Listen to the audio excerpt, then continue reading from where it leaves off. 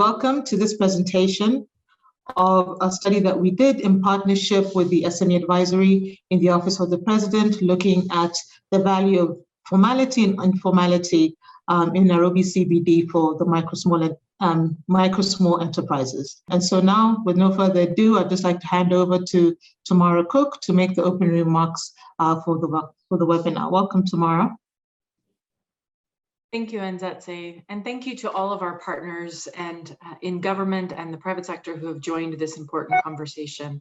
When we undertook this research, we were in the height of the uncertainty of this season of COVID, and it was really important to understand how is COVID hitting, hurting, helping, not helping, the enterprises, and what can we do about it? What are the policy reactions? What are the private sector responses? What can we do together to improve the lot of the micro and small enterprises that are operating in Nairobi?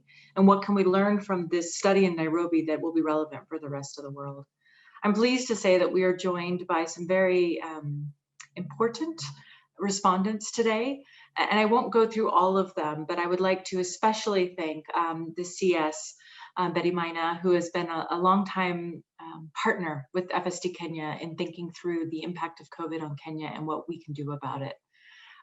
We also have some respondents to the research, which will be done later from the MSEA, from Swedish SIDA, the Embassy of Sweden here, one of our donors, and others from the Nairobi County government as well.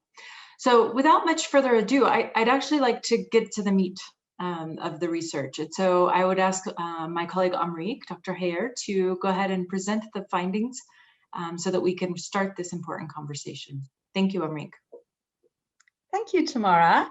The study's already been introduced and probably therefore needs no further introduction. But when we came together with our colleagues at the SME Advisory, we were very keen to understand what actually drives formality and informality for MSEs in the Nairobi CBD. The conversation quite quickly progressed to really understanding what value formality might be adding for MSEs. And so we really started to sort of look deeper to try and understand these dynamics and see how we can reach the bigger goal beyond formality and informality of actually really adding value for this very important population. So I'm going to give you a quick overview of the study. Basically, it was a qual-quant approach that we took. So we did some interviews in the Nairobi CBD with selected MSEs from different sectors. They were very carefully chosen to represent particular segments and sectors of the population. And then we also looked at the KMBS's very valuable survey that they conducted in 2016 on MSEs to do some segmentation, as well as some of the other quantitative data that was available, including FinAccess and the Nairobi City Council business database. And then we conducted some key informant interviews, which have really sort of informed our thinking about the research. And many of our key informants are also in the room today, which is very exciting. Today, I'm going to concentrate mainly on the qual data and some of the quant data. But you can look at the full study, obviously, it is on the website. And just to point out as well that the research was conducted by G. Morich and 71.4, who did a very high quality piece of work for us. So I wanted to say thank you to them as well. Right, so in terms of, so who are MSEs? I mean, who is this population that we're talking about? So basically, again, using FinAccess, 20% of the population age 16 and above, 19% in fact, earn their livelihood through small business. So this is a huge segment of our population. It's a very important livelihood source. Many of them are women. Many of them are in the age group, a younger age group. And in fact, the biggest segment is women aged between 26 and 35. The vast majority in the wholesale retail trade sector, and 3/4 of them have no paid employees. So we're talking about a population that really is quite micro here, dominated by the micro end of the business spectrum. But why are they important? So aside from providing livelihoods for a large swathe of the population, MSEs also play a really important role in access to goods and services for low-income communities through last-mile distribution. And this was particularly evident even during COVID-19, where they gave very cash-poor households goods on credit and so forth, and really sort of supported them to survive the pandemic. In addition, they complement the formal sector, therefore contributing to growth, in fact, by offsetting some of the costs in supply chains through leveraging informal networks and institutions, which means effectively they often have to bear these costs themselves, or others, for example, unpaid labor or operating out of temporary premises and so forth. So it means that there's a disproportionate quantity of the costs in supply chains that are borne by MSEs, but at the same time that has actually complemented formal sector growth in many ways. And then they're also concentrated in sectors which are very important for local economies, not just small scale trade, but also agriculture, small scale manufacture, education, hospitality, construction, and so forth. So all in all, they make a very important contribution to the economy. And we need to recognize that that's both about welfare as well as being about growth. So now onto the study itself. One of our first insights actually was that formality and informality is not a binary quantity. It's not even a spectrum really, it's multi-dimensional. You can be formal and informal across many areas of your business operation. For example, you could have a county permit, but your relationships with your customers and suppliers could be run purely on sort of trust and long-term relationships, a sort of very informal basis. You could have a bank account, but you could in addition have a chama account or a sort of a chama service. And so you can be both formal and informal in many, many dimensions. And it's kind of important to understand formality and how it adds value across these multiple dimensions of business operations. So we looked into the KMBS MSE data to do a bit of cluster analysis and to really segment the Nairobi population.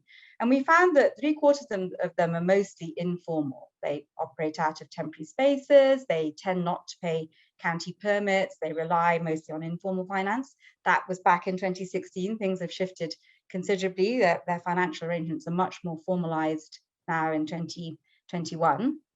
And they earn a median revenue of 15,000 shillings a month. Again, that was back in 2016. But we also found that 1 in 5 actually earn less than 3,000 shillings per month, which is really quite tiny. Then we have the in-betweens, who are sort of both bit formal, bit informal, kind of a foot in both camps. Quite an important population because these are also more growth orientated.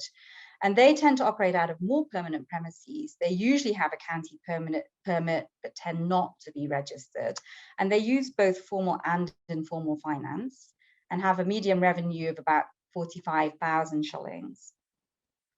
The mostly formal end of the spectrum is a tiny proportion of the population. It's only about 8% of Nairobi businesses operating out of permanent premises with a registered business, using formal finance and having formal contracts with their employees and earning much higher median revenues of approximately sort of 300,000 shillings a month. So that's really a very sort of different population. We focus mainly on the in-betweens and the mostly informal for this research. And I also wanted to point out that those who are mostly informal are really there because there's no other alternative. They have no other form of livelihood, really, and they are survivalists. And they need a different policy approach from those who are more orientated towards growth, which is a smaller but important population, particularly those in-betweens who haven't yet really gotten all the mechanisms that they need to be able to really sort of grow, which the mostly formal enterprises actually do have. So these are the ones we really want to be focusing on to support. And they're in it because they see an opportunity or they have a skill that they think they can mobilize or they're in search of better income.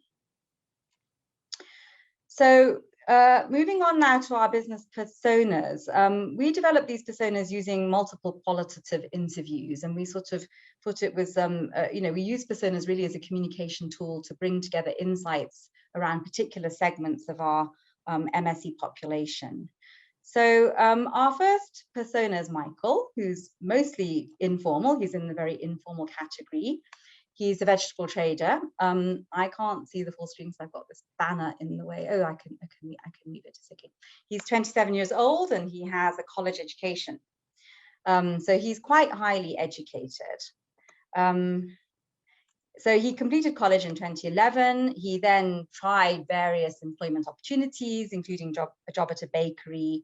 And he tried to secure full-time employment, but was unsuccessful in that. So he then decided to join his mother, selling vegetables in Mudurwa market and learning the skills of the trade. By 2015, he reached his turning point when his mum gave him a space in the market and some stock to start his own business. He doesn't pay a county permit because he operates in the market, but he does pay cess and other costs, which actually equate to quite a high cost annually. And he has some concerns about county payments because he's worried about their transparency and the legitimacy of those payments. He's also a registered paying member of an association, which he sees as being very valuable. He feels that the association really represents them when there are issues that they need to deal with in the market. He's got his big worry is that his structure, he's operating out of a temporary structure, and he's worried that it could be demolished at any time. And that really prevents him from wanting to make a longer term investment in his business. So that's kind of an area where informality is not really working well for him. But on the other hand, he has very close supportive relationships with his customers and suppliers, some of whom give him trade credit, which are operating on a very sort of informal basis. In fact, some of his customers and he go to each other's functions even.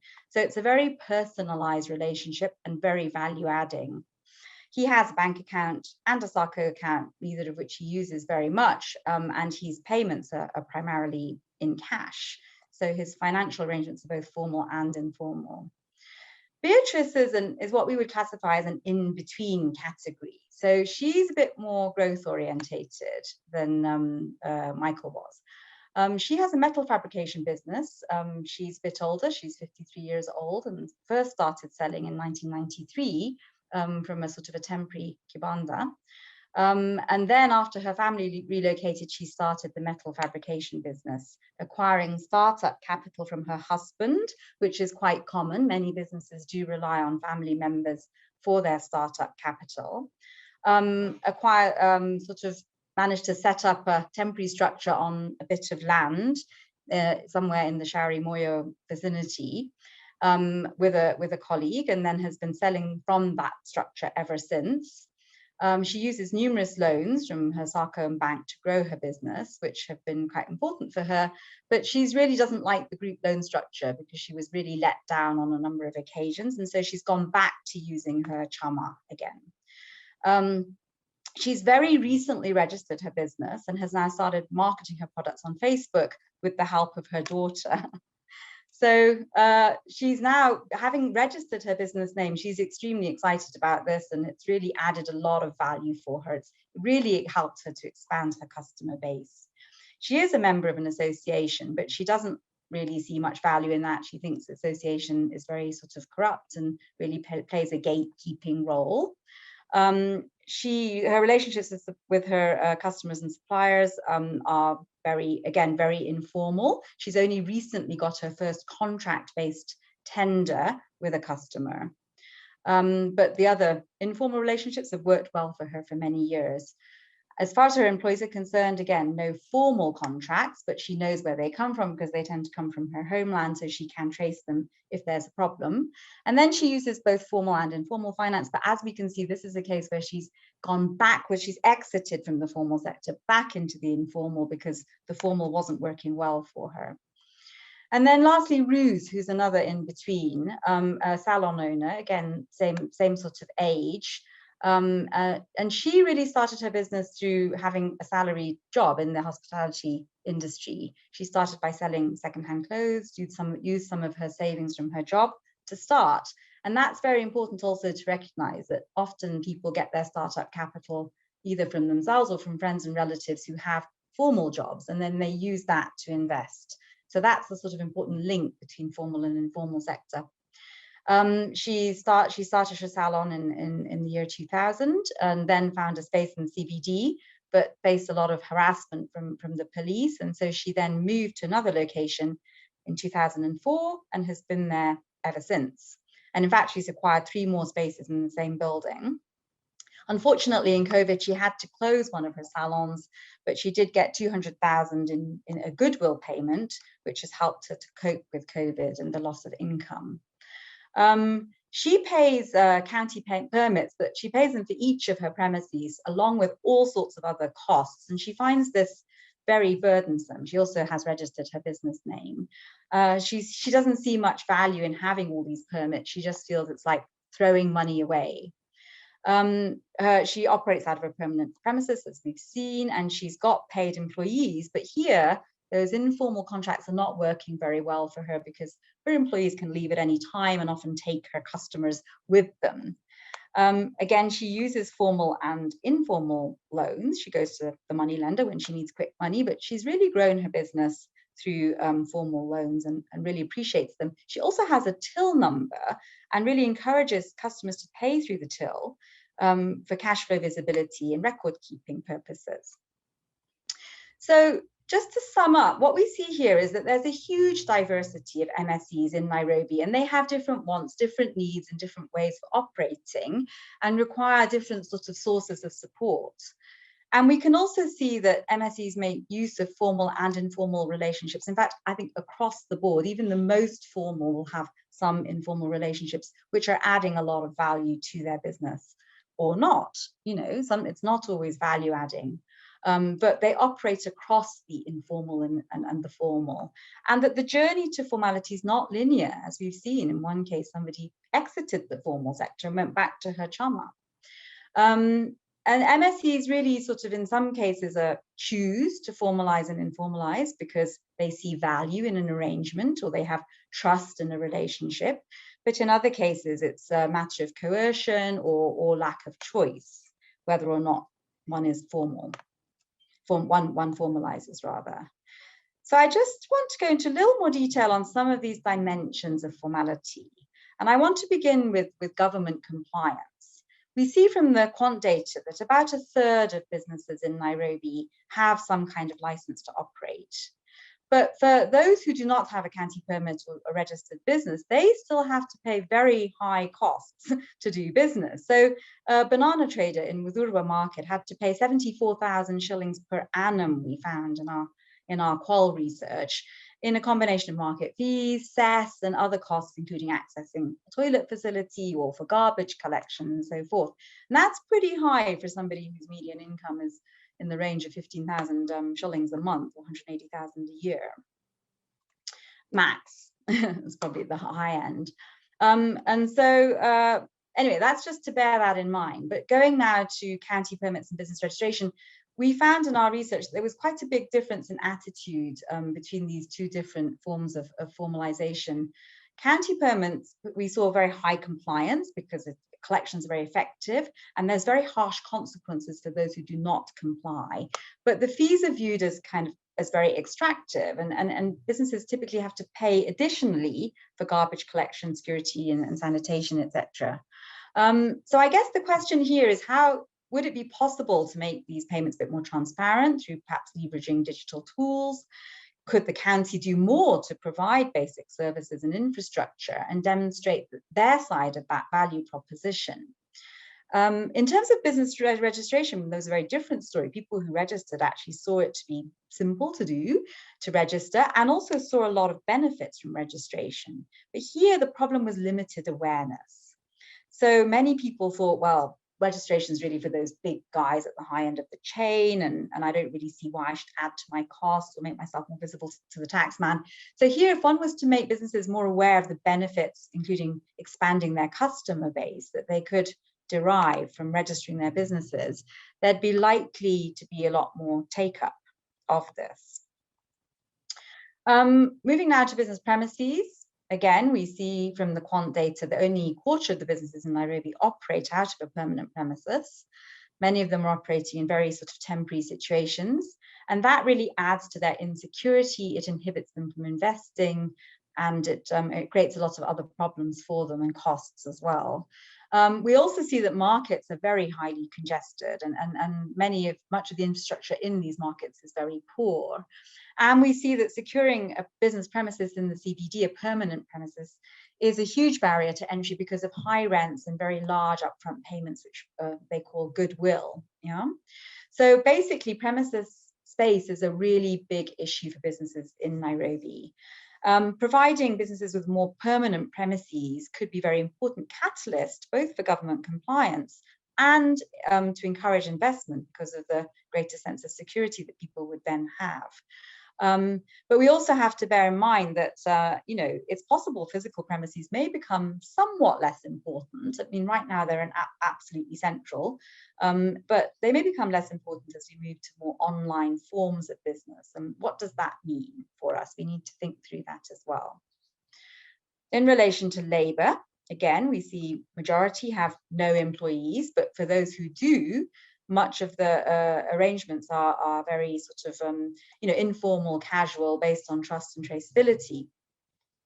But we also see that business owners in Nairobi, the ones who do employ labor, contribute quite significantly to employment. So of the 34 people that we interviewed, 24 of them did employ labor, and they employed over 80 people. That's sort of almost like a 1 in 4 ratio. And we found that when people did employ labor, this was very important platform for skill building, especially for rural youth coming in with few skills, no connections, trying to get a foothold in the economy. And also for establishing networks. And often these businesses would give them startup capital as well, or stock to start them off. So in that way, they provide a very important role, particularly in establishing networks and giving people a foothold in business and helping them to acquire basic skills.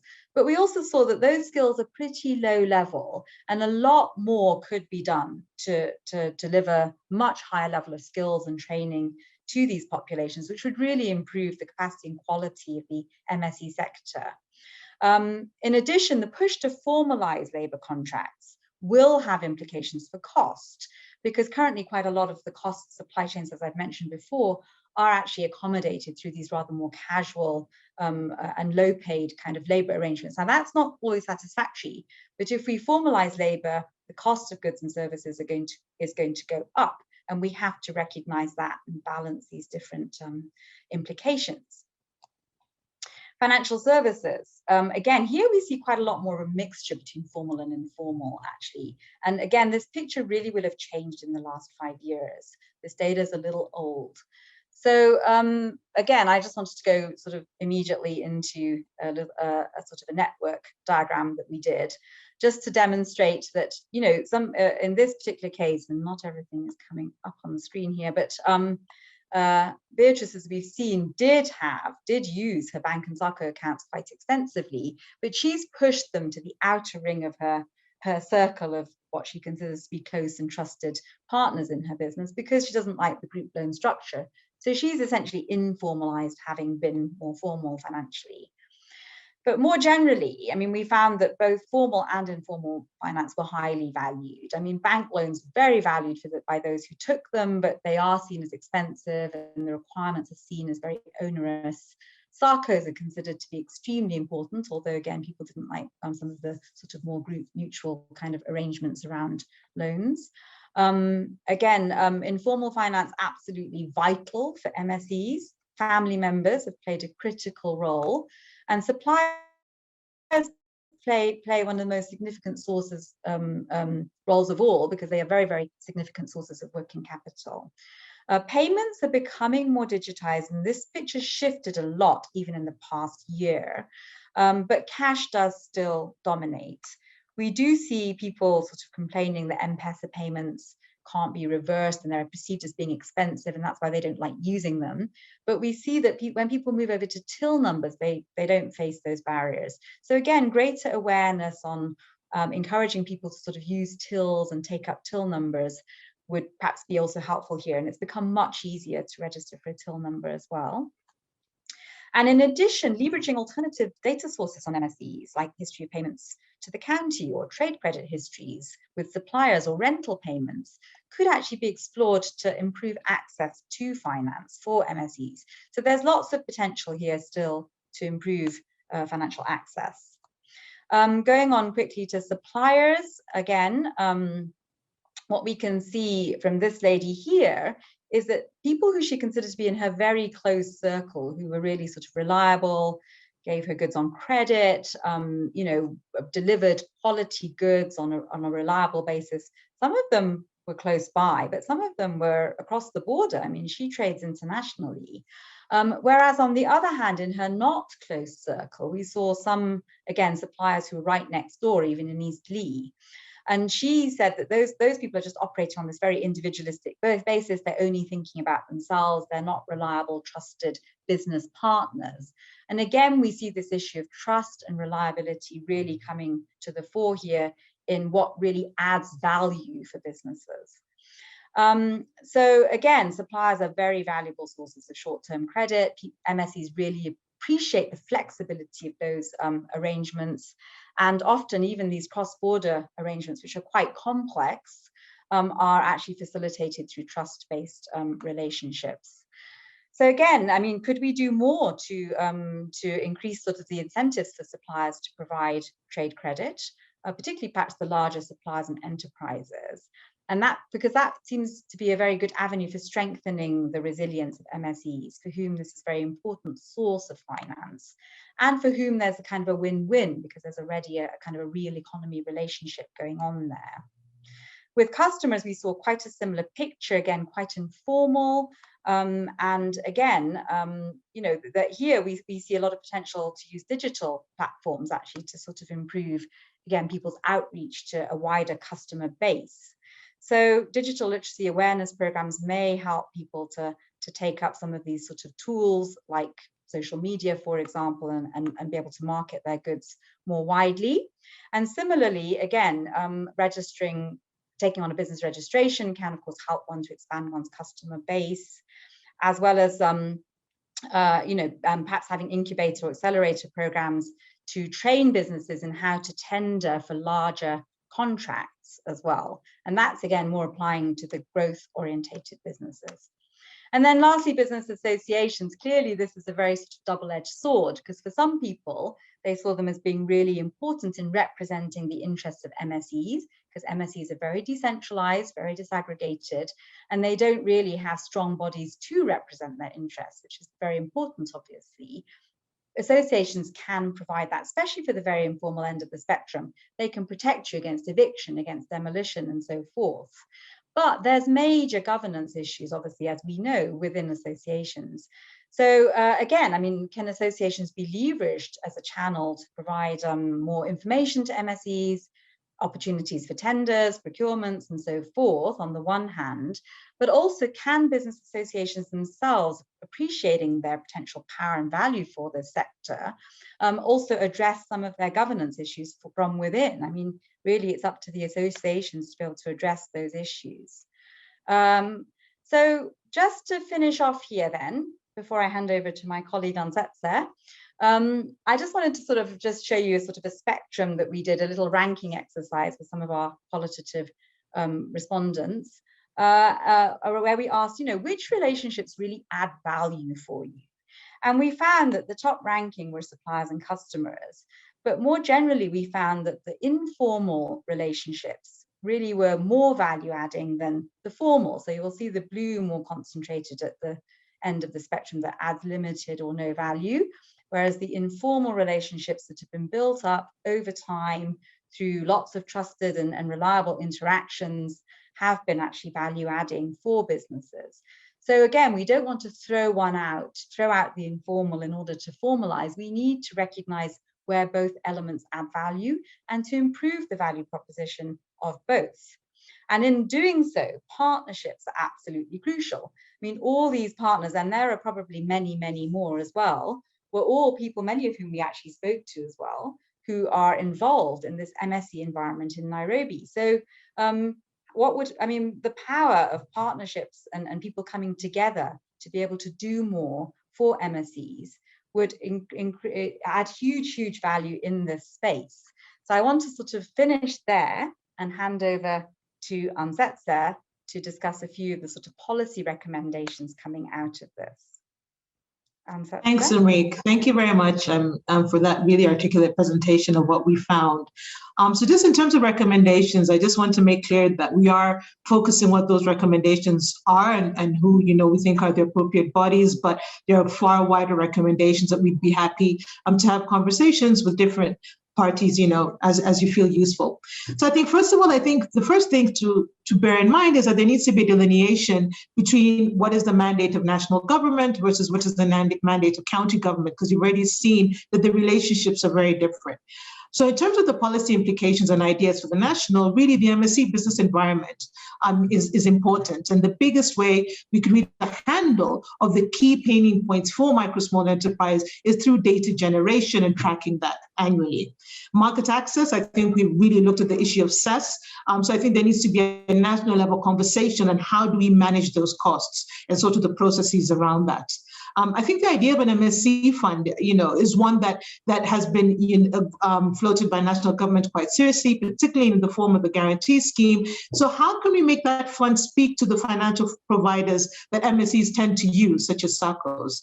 I think the digitization issue, particularly when it comes to the collection of fees, would be really, really important to allow the national government to get a better handle on the scale of fees that could be collected, and also linking that to the NHIF fee. We find that is a fee that MSEs find really quite important so that they can continue to access that.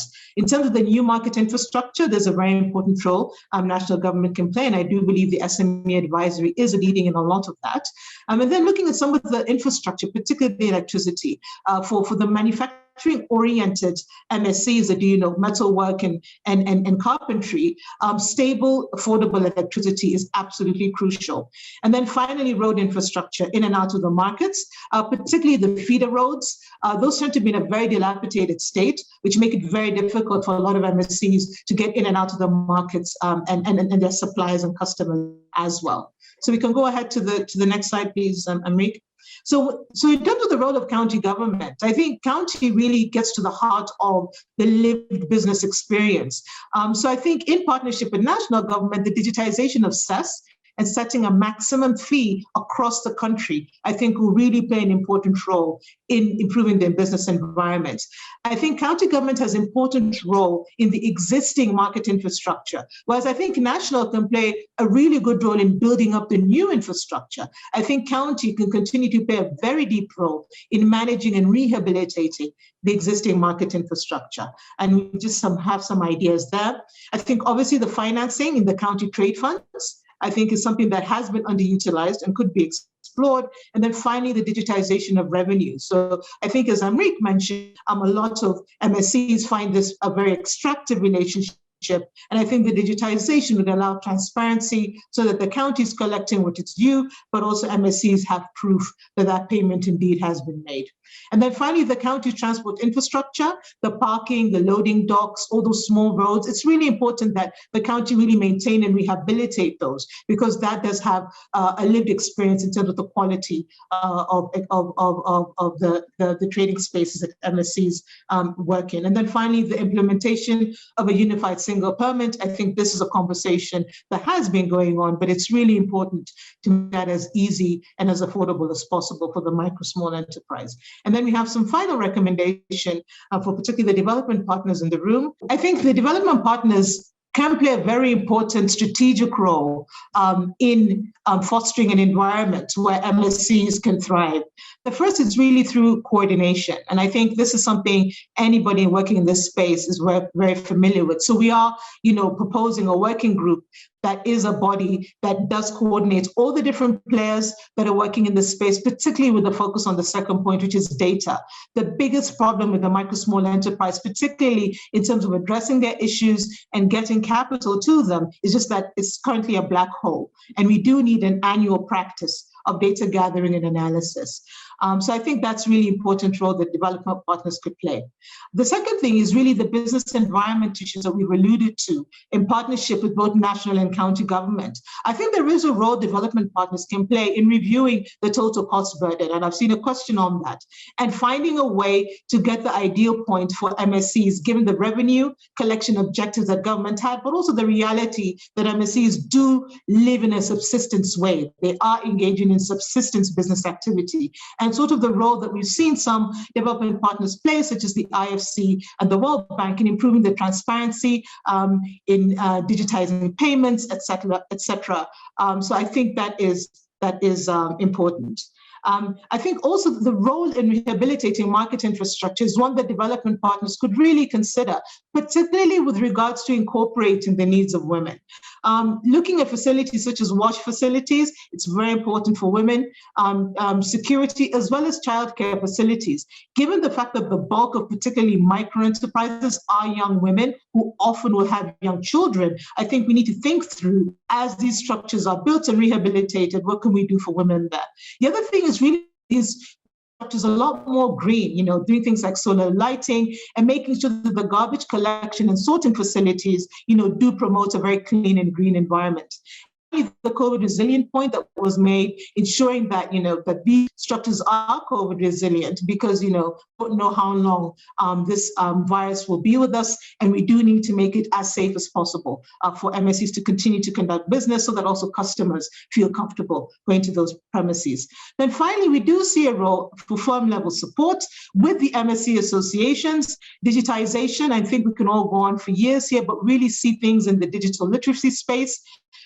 Also, the second big thing is encouraging the uptake and use of digital payment services. We've seen the role that shifting to a till can have for an MSE. And the other thing is really creating Wi-Fi hotspots. If we really do want MSEs to leverage all the e-commerce possibilities that the economy presents, we have got to make that Wi-Fi available to them, because bundles do tend to be quite prohibitive in terms of cost. And then the final thing with MSEs is really an information sharing. Associations have a very deep and valuable network that could be used to share information on procurements or financing or market development, training. So I think there needs to be a lot more deliberate thinking around how that will be done credibly and how that will be done effectively and efficiently. And now we're going to shift to the keynote remarks that are going to start. And first, I would like to introduce Anne Mutahi to make her remarks. Just as an introduction, Anne Mutahi is a specialist in SME development and financial services. She's currently the head of the SME Advisory in the Executive Office of the President. She's a reputable SME specialist and has a wealth of experience in the SME sector and the financial services sector. Mutahi has worked in several financial institutions, providing innovative solutions to the corporate and MSME sector, as well as providing wholesale financing to frontline micro lenders. Anne has interacted with policymakers in providing an enabling environment for MSEs, especially in the provision of financial services. In addition, Anne has worked closely with women through the Women Enterprise Fund in providing women with well-tailored financial and non-financial solutions. Anne also has extensive governance experience, having served on several companies, stock exchange listed companies, including being the past chair to the board of Standard Chartered Bank Kenya. Anne is an alumni of the University of Cape Town, and she also has managed a retail market and factory house, providing supply credit to the retail sector. As I mentioned, Anne is currently the senior advisor to the President of Kenya on SME development, and it is with her office that we did this really wonderful study. So Anne, with that, kindly please do take the stage and make your comments. Welcome, Anne. Good morning. Is it still morning? To all the participants on this seminar. Thank you very, very much for inviting me to give some remarks. I want to begin by just appreciating the partnership that the SME Advisory has had with FSD. I believe during the process, we were able to uncover and unpeel a lot of, should I say, different facets of the study of informality. I want to begin by just thanking you, Tamara, most sincerely, Anzetse and Amrik, for just the diligence that you and your team displayed in this particular survey. Now, I think as we open up the floor to discussions and continue, even as I invite our keynote speaker, I believe that all of us are who are gathered here today are here so because we believe in the SME ecosystem. We believe that it is the engine of growth. However, I think we also believe that there is a lot of potential that is yet to be exploited. I think at the very foundation of the, the SME ecosystem is an entrepreneur. And, when we look around at entrepreneurs around the world and even within our African continent, it is a fact that the Kenyan entrepreneur is unique in terms of his innovation, his energy, and his resilience. And I believe that when we look at the entrepreneur, and I think it's been displayed by the study, it is backed by a person, it is backed by a Kenyan, it is backed by livelihoods. And because I believe as a government and as a community of Kenyans, we believe in entrepreneurs. I believe that the governments then should actually put front face into supporting the development of entrepreneurship and indeed the growth. As we said, we say, SMEs are the engine of growth. However, we need to make that a reality. And that means that we need to invest in the growth of the different SMEs that we have. Now, when we look at the growth, the issue of growth, I think we all recognize, and I think it's been talked about during the study, that growth is a multifaceted animal. It is not just finance, it is not just training, it is not just location. It's how can we combine, all those very key factors together in a structured and coordinated way. I believe structured and coordinated are words that we will continue to hear and have heard in the presentation. And, I will not go through them because I think Anzetse gave us a very clear direction of all the different components that would, come together for the SME growth. And I think this is where the issue of informality then comes in. And she said, what was said at the beginning, even though initially it came live at the time of the COVID-19, the truth is that, informality needs to be addressed, in a very broad manner. We saw that it's not just informality of the entrepreneur, is indeed in all the different relationships that they have, be they with their suppliers, be they with their customers, their locations, etc. And as we look at informality, we're looking at it because it's a hindrance to growth. I think that that's the way that we need to actually look at it.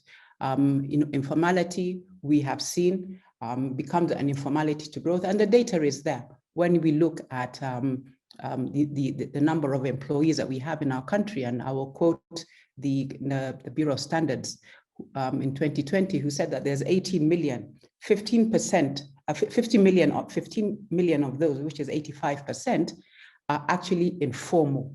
Although, again, as we've seen, there's many different levels of formality. When we dig deeper into that, we find many of them are micro. And I think our key objective should be, how do we ensure that there is growth of the startups, of the small, of the micros to medium? And I believe that what we need to continue to look at, and I think the policy recommendations you make actually speak to that, is how could we get a structured growth path where all policymakers, all stakeholders will be able to very clearly know how many startups do we have? What are we doing to ensure that they become small? What do we do with our smalls to make sure that they become export medium enterprises and so forth? So I think it's important to have these discussions. I couldn't agree more that it's a partnership that is required of all the key stakeholders in this ecosystem. A new level of partnerships. We have seen partnerships, but I believe that if there's one lesson that we will all get from COVID, is actually being able to have new types of partnership that will actually actualize into action and growth. So I think without further ado, it is my great pleasure to invite to represent CS Betty Maina, Honorable David Osiany. David Osiany, as you know, is the Chief Administrative Secretary for the Ministry of Industrialization, Trade and Enterprise. He comes to speak to us from a background of both immense knowledge, extensive knowledge in both the private sector and also the public sector. He has served as a special advisor in the Office of the Prime Minister in the period of 2012 to 2013. And he has also worked with the donor community through Oxfam on a Pan-African program as a governance associate. Honorable Osiany has, as I said, a diversified background and has also acted as a newscaster for one of our key news stations. So without further ado, I'll hand over and invite you to make your remarks as our guest of honor. Thank you very much, Honorable Osiany. Thank you very much, Madam Ann, and everyone else who's on the call. A very good morning to you all.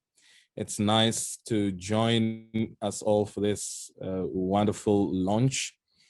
And on behalf of Madam Betty Maina, who should have been the guest speaker today, I'm here to represent her as we have this virtual launch of the study on drivers of informality in the SME unit. And so to you, Madam Mutahi, to Tamara, Anzetse, and Amrik, ladies and gentlemen, it's my pleasure to join you as we launch the findings of the study on drivers of informality.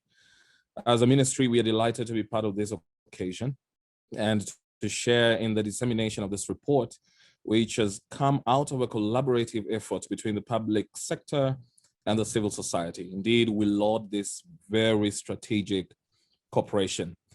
Having listened to the presentation of the report, I'm absolutely gratified to see that it has combined very insightful and qualitative primary research with a quantitative analysis of verified data.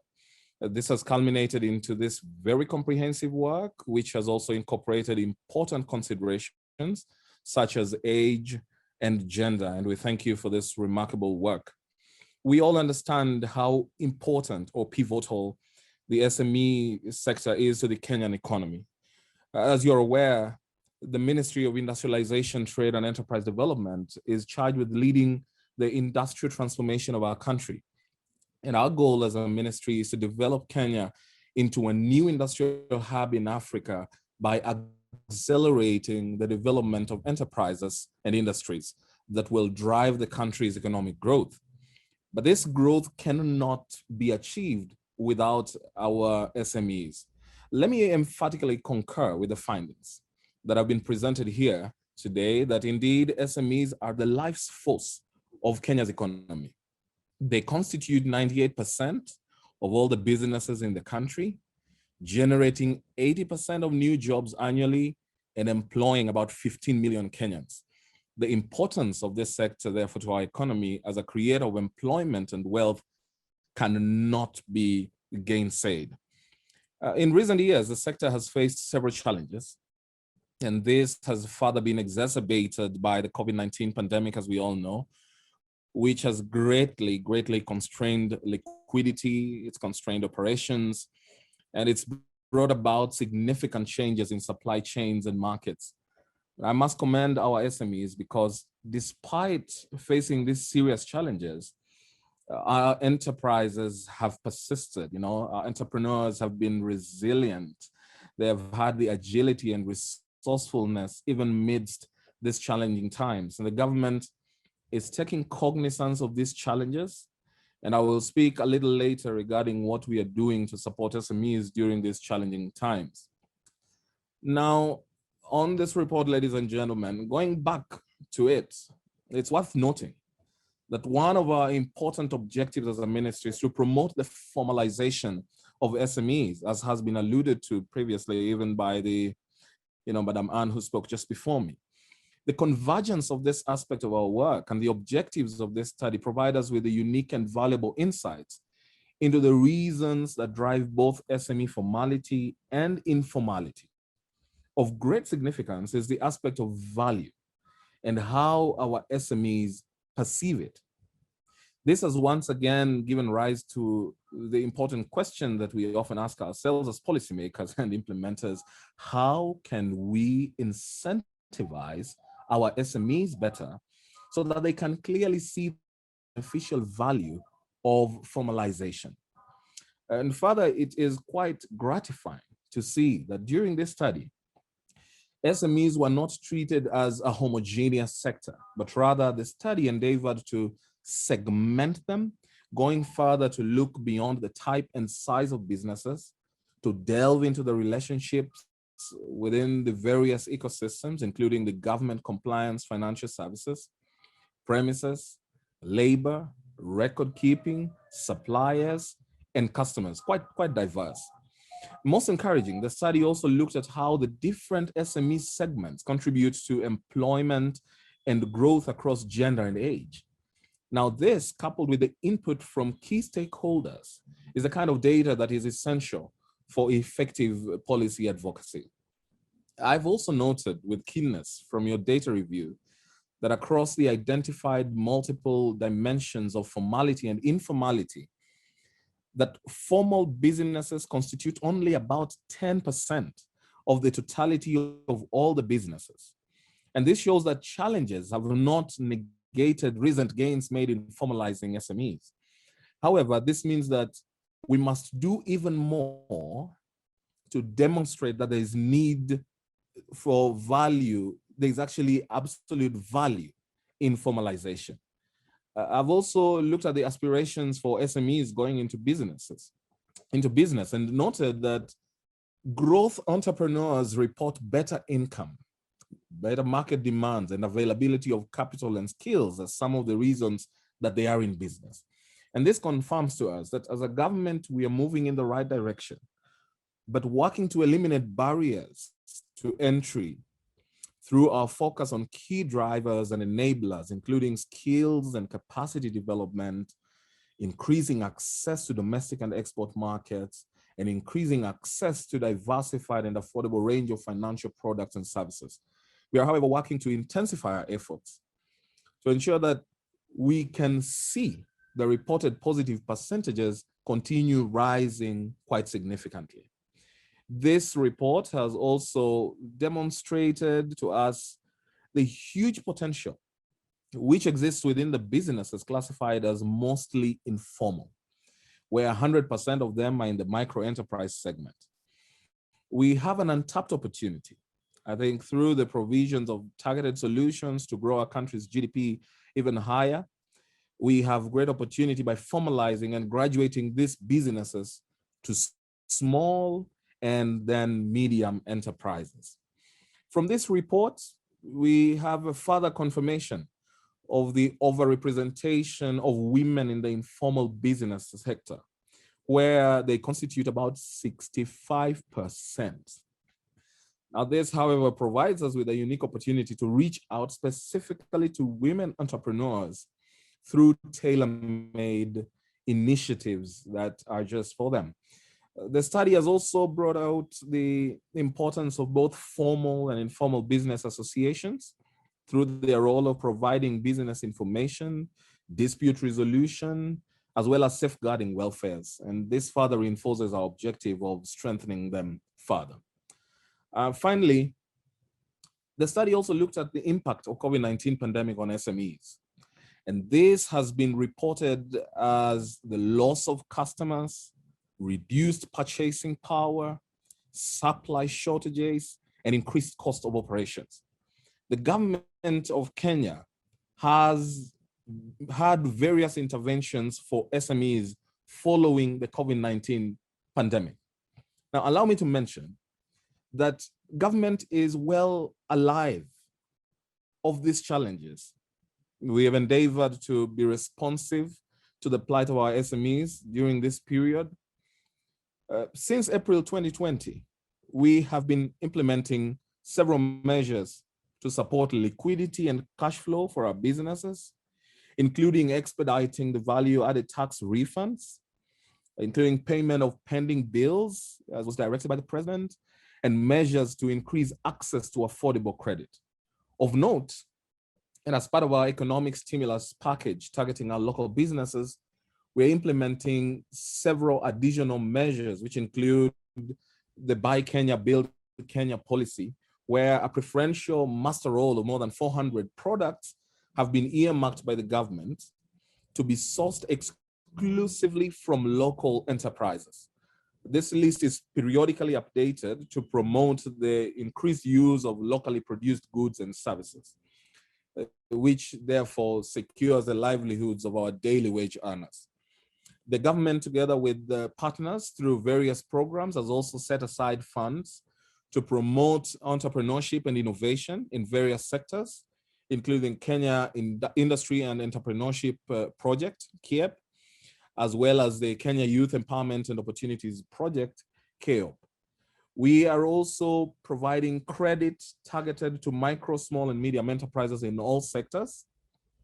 These include the finalization of the Credit Guarantee Fund and mobilization of Kenya shillings 10 billion to set up the facility to de-risk lending to MSMEs. In February this year, we signed agreements with 8 banks to make this facility available to qualifying SMEs nationwide. And so these interventions are making a significant difference and have been critical in assisting our SMEs to remain operational and to begin recovery following the initial shocks and crises experienced during the onset of the COVID-19 pandemic. In conclusion, I'd like to take note of the recommendations in the report with an assurance from the ministry that work is ongoing to address the key issues that have been identified.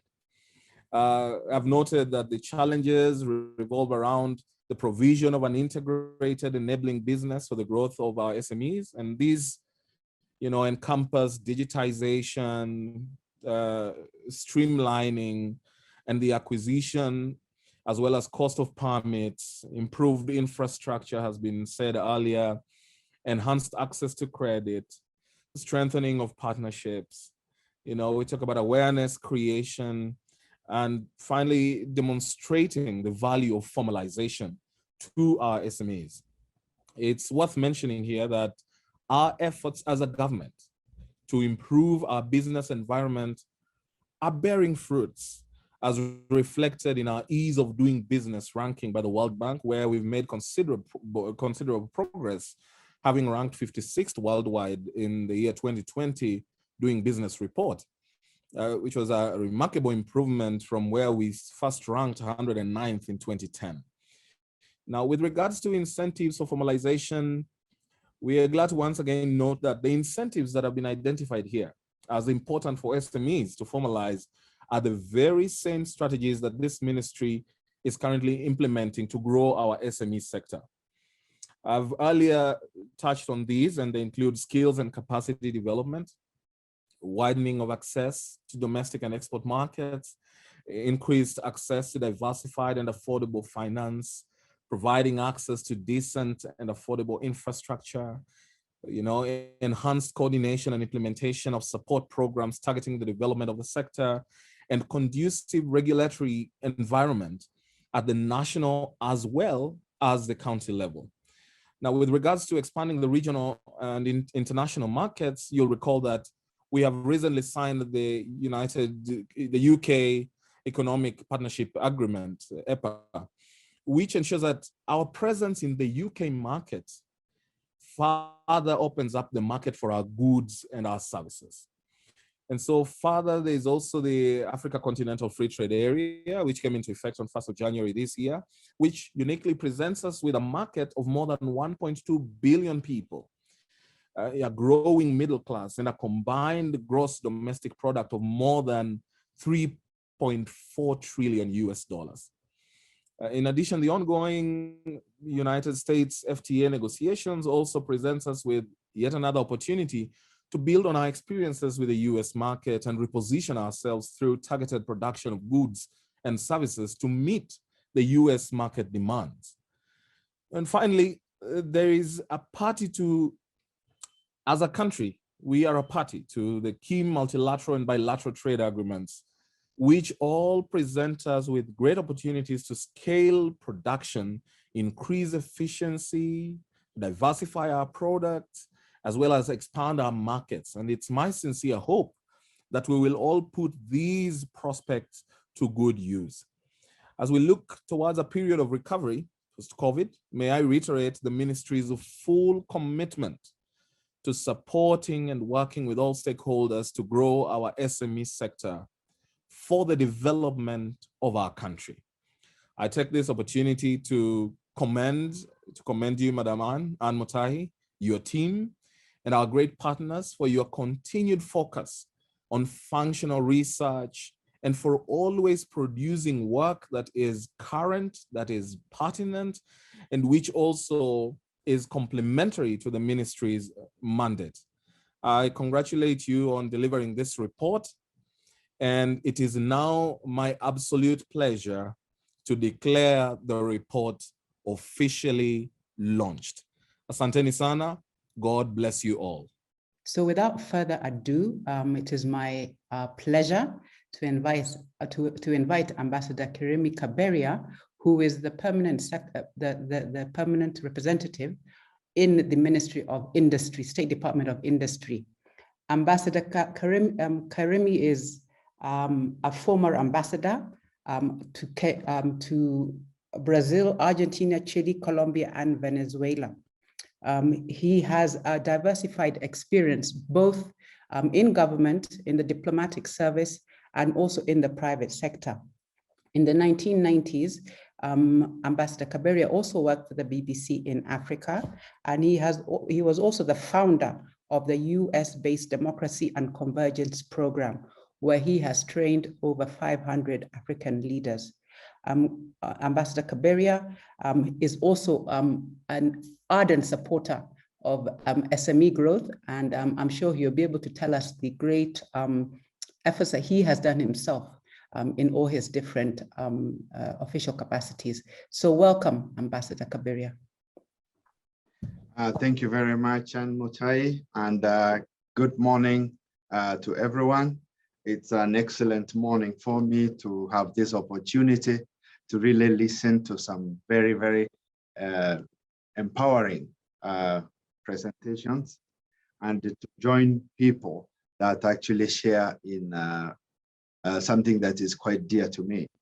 The whole community, the SME community is really a very, very important part of our country, as it is in almost any other place that I have ever visited or even worked in. Having lived in all the different parts of the world by now, I've worked in the US and lived there. I've worked and lived in France and Spain. I've worked and lived in China and the whole of Latin America, and I was born and brought up in Kenya. And there is one thing that is common in all these countries, and that is the cottage industry, the small to medium-sized enterprises, and more so the base of that, which is this informality society. And in my view, while my colleague Osiany has made a very, very good presentation, he's touched on almost all the points that I would think are important, and so did Anne before that, and all the other speakers that did speak. I would like to start with something I had this morning with a colleague called Stephen Odua, and I asked him, what is informality to you? And he said to me, informality is the first stage of innovation. And I thought I will ask him if I could use that during this conversation, and he said I may. And so I wanted to share, informality is the first stage of innovation. And if that is so, then we must begin, we must find a way of creating an opportunity for the people or the communities that are participating in this informality stage to transit, to move forward and really join the formal sector. There has to be the incentives that were referred to by different speakers. There has to be really the environment that is not only sustainable, but also attractive to the informality community. Again, when you look at the top part of the supply chain, it must be linked all the way down. And if there is a way of ensuring that there is a clear and present correlation between what's happening at the top of the supply chain and what's happening at the bottom. And I think this is what you referred to as the various forward and backward linkages. I think we must support that. The government in Kenya right now is working very hard through different agencies, and especially the multi-agency unit that is now working under the cabinet, and the NDITC, which is a technical committee of the cabinet, to ensure that these regulations, these policies are all made with full consideration of what's happening.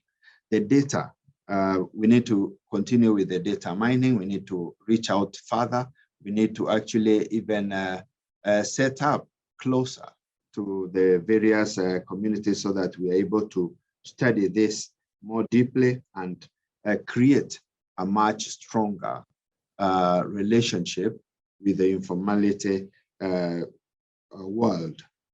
Yesterday, we had a discussion with Strathmore University, and when I listened to them, I was even convinced further that we have no doubt this time around. We must find ways of creating a direct linkage. We also must focus resources.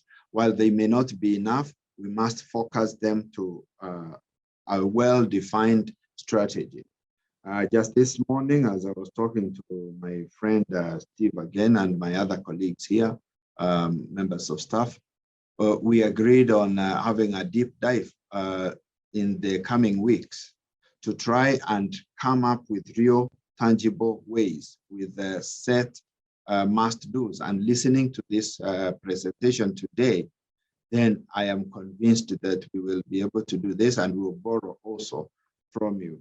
I think the position that we hold as a government has been properly articulated by Osiany, Honorable Osiany, and again by Anne. And I think I shouldn't repeat that. And because I was only meant to listen today and give the space to Osiany to represent us, I will stop there and just listen, but again, conclude by saying the importance of informality cannot be underscored anywhere better than here. And we must ourselves come out and ensure that we form the right linkages from policy to the technical and to the actual doers, so that we make sure this is done and done within a timed period. The challenge I see is we have very good arrangements, very good programs or plans, but then they are mostly on paper. This time around, we are trying as a ministry to ensure that it's no longer a policy or a document on a shelf. It is actually a rollout plan. So everything we are doing is to set up implementation structures. So what comes out of here, plus what else we are doing, we will combine this and seek ways of collaborating with everyone and rolling out. So thank you very much. And thank you very much for the organizers of this forum. I'm happy to be part of it. Thank you very much, and thank you everyone else. Asante. What we're going to do now, we're going to shift gear a bit, because obviously we've had a wealth of information and a wealth of perspectives that are crucial, but we thought it would be really important to have key respondents come in from their perspectives to provide their insights to the report, which we had shared with them earlier on. So right now, I would like to call the first respondent, is Winfred Gathagu. So Winfred Gathagu is the County Executive Committee member in charge of Commerce, Cooperatives and Tourism in the Nairobi City County Government, and she is speaking on behalf of the Deputy Governor of Nairobi City Council, County and Kanano. So Winfred, please do take the floor, and you can put on your video and speak so that you can make your remarks, your 5-minute response to the presentation and the comments that have been made. Welcome, Winfred. Yes. Thank you very much. Okay. I'm going to speak on behalf of Winfred Gathagu, the CECM for the commerce sector, and she's representing the Deputy Governor of the county. So we really appreciate the launch and the report, and we are part of the team that was doing the study at the grassroots, and we're happy that issues with the stakeholders at the grassroots have come out clearly, and it has come at a time when we are doing our next development plan for the next 5 years after 2022, and it's going to really advise on how we can help the micro and small traders.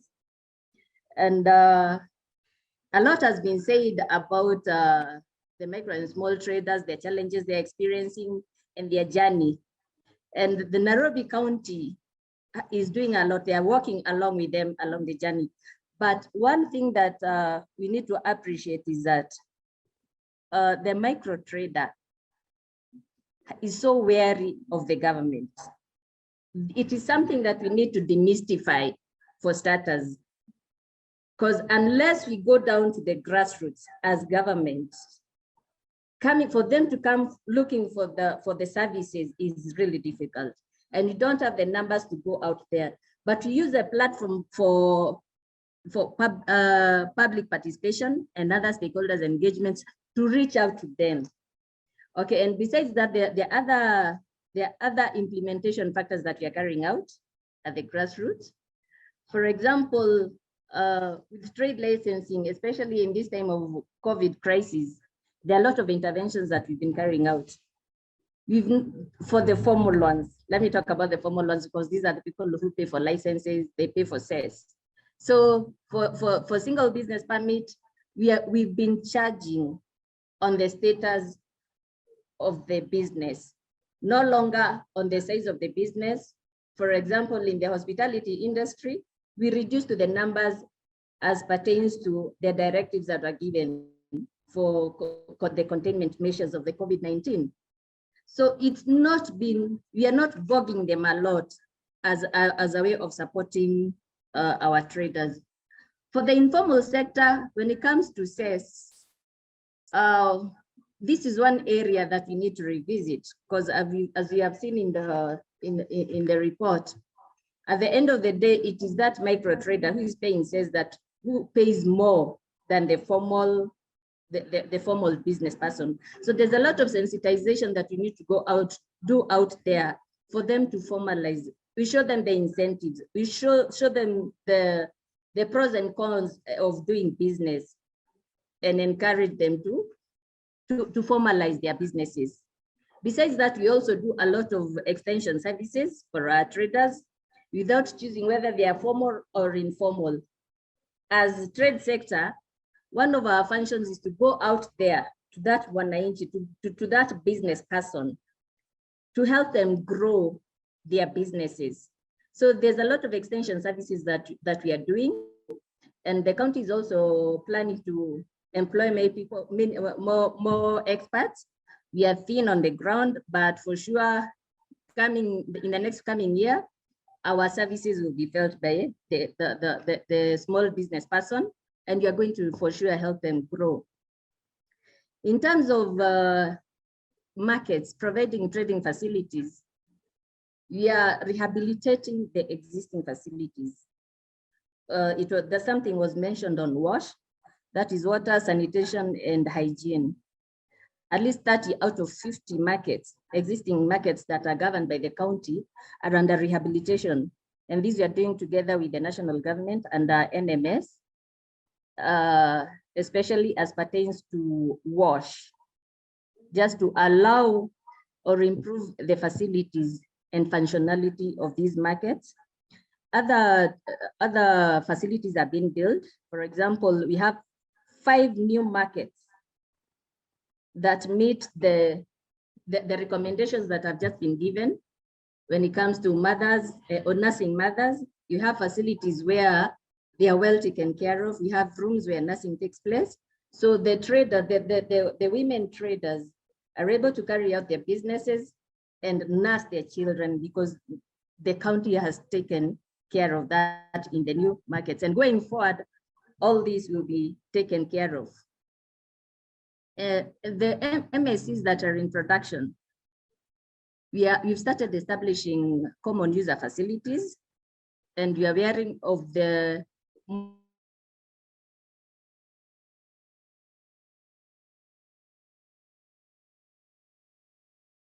most important clusters, that is leather, woodwork or furniture. There's metal fabrication, food industry, and textile. We are improving. We realize that these people, this target group, the informal group, do not have the facilities. They don't have facility. We are developing, and we are doing this in collaboration with our stakeholders, the national government, Karioko. We are doing it with the State Department for Industrialization under the Kenya Leather Development Council, and we should be launching in June as one of the flagship projects. So those traders in Karioko market, the artisans, this is a platform where they'll be allowed, or they have the opportunity to produce goods that are globally competitive. And then after leather, we are taking up textile and Njau Road. We are expanding together with the State Department for Housing and Urban Development. We are putting up a big structure and transforming that market into a textile center of excellence. And we thank Mutahi for the opportunity we've had with her. A study was carried out by Hiva and her office, and it is out of the findings that we are able to support these MSEs. Then market linkages, we work in collaboration with the former Export Promotion Council, now KEPROBA. The traders that we have, their products, we always invite EPC and KEBS to help them, to support them grow their products. So there's a lot that we do with them. So we really appreciate that this study has been launched, and it's a platform for us to continue collaborating. And His Excellency, the Governor, even in the next year, has promised to continue working to support the MSEs, to help them formalize and see the advantages of formalizing. And going forward, I want to believe that we can still engage further to do further studies, because I feel there's a gap. I believe so we don't have the requisite data that we should be having as county government and at the national level. So for us to be felt, even with the findings of this report, for us to be felt, and I throw this to Mutahi and the ambassadors and the honorable member from industrialization under the CS Betty Maina's office, we carry out a census. Let us segregate these people. Let's not talk about them holistically. So I throw back the challenge to us all, county government and national government. Can we do a census? Can we segregate these people? Can we get their actual needs if we really have to help these people? So it is one challenge that I feel we appreciate. You have given us recommendations that will factor in our CIDPs for the next 5 years.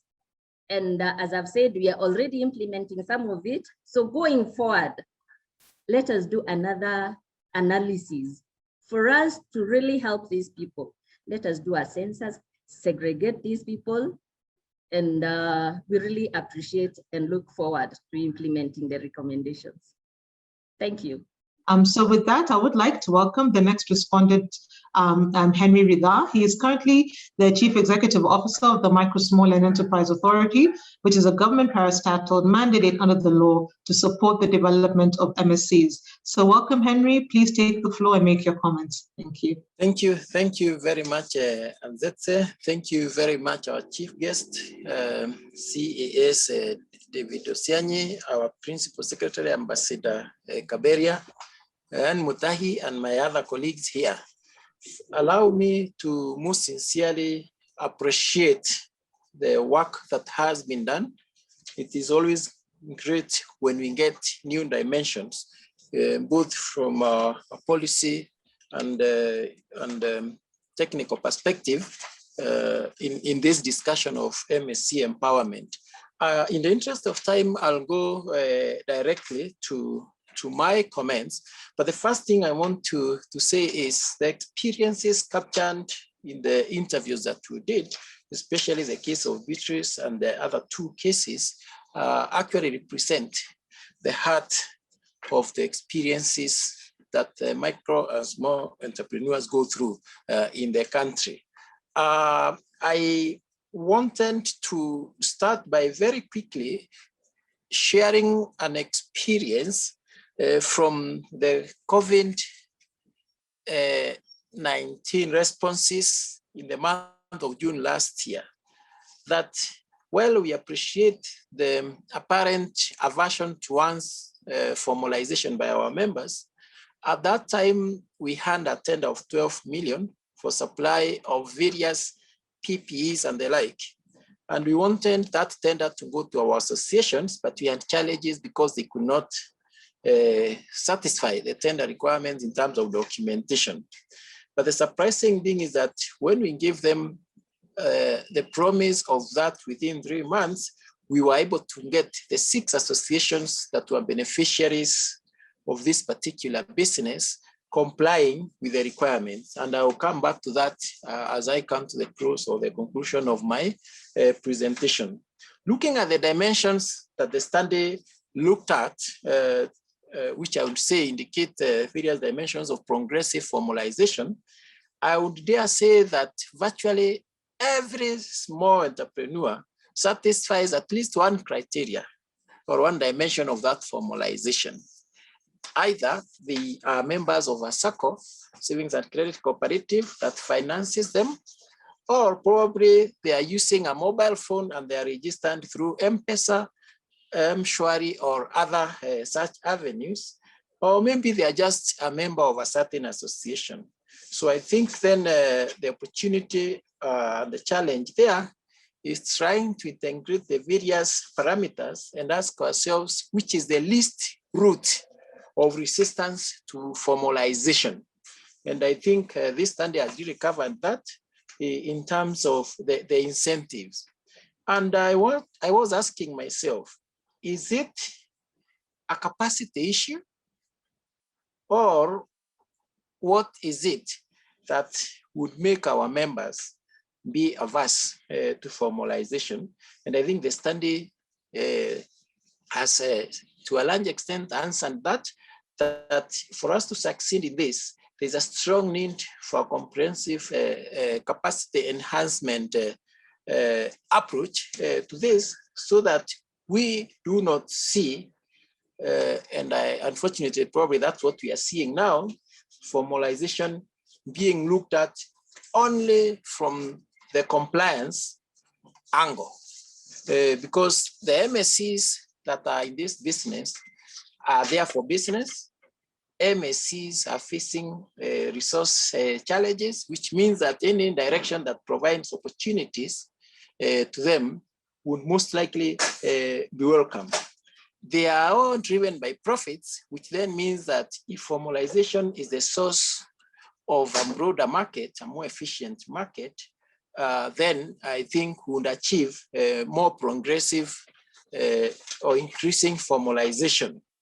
And the third thing is that if MSEs approach formalization from a risk management perspective, there's a huge chance then that if they think it is about compliance for tax, if it is about legitimacy, then probably the speed with which they adopt more formal structures in their operations would be relatively lower. It then makes a strong case for us to approach formalization from a support perspective as opposed to compliance perspective. And I think this study has made a very strong case for that. As the presentation was being made, I was tempted then to recommend that we need to adopt more informal strategies towards formalization of MSEs. And I say the informal strategies loosely here because our members, for example, under the law that created us, are organized in associations. And when you go to those associations, you see very nice records at the association level. You see they have WhatsApp groups where they learn from each other, they share experiences. They have informal networks that they use, but you still find it difficult when you go to the individual and you want to see the individual business records, you want to encourage them probably to register with the county government, for example, or with KRA and the like. And I think that is why I am saying probably informal channels, and again, I'm saying informal here, through the various associations, the chamas that they have, would be good vehicles for capacity building towards more for formalization as we go forward. In the transport sector, you find truck owners who don't want to register as individuals sometimes have various circles, and there are so many benefits and incentives they get from that, including the loans that they can carry on our roads. So it means then that their informal approaches would actually be proper strategies in capacity building MSEs to see the benefits of formalization, because they find them more safe, they trust each other, and it is easier to learn from your peer than to learn from a government officer as you go around.